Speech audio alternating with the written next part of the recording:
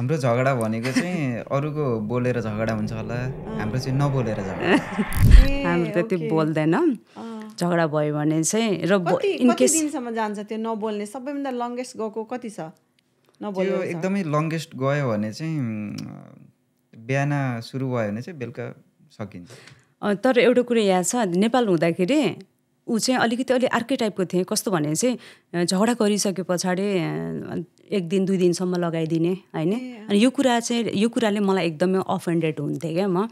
किन भनेपछि साँझ सँगै सुत्नै पर्छ होइन, भोलि बिहान उठेर काम गर्नै पर्छ, भोलि बिहान सबै हुन्छ नि नर्मल लाइफमा आइहाल्नुपर्छ होइन।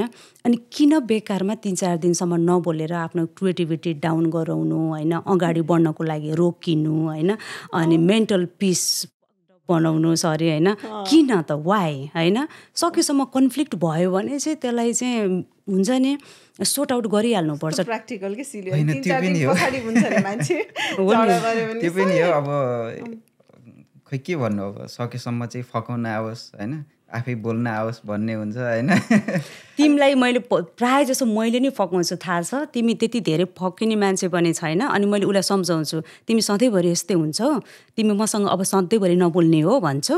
अनि ठिकै छ त्यसो भए नबोल्ने भए नबोलौँ न त भन्छु। अनि बिस्तारै अनि भन्दा म कहाँ रिसाएको छु भनिहाल्छु।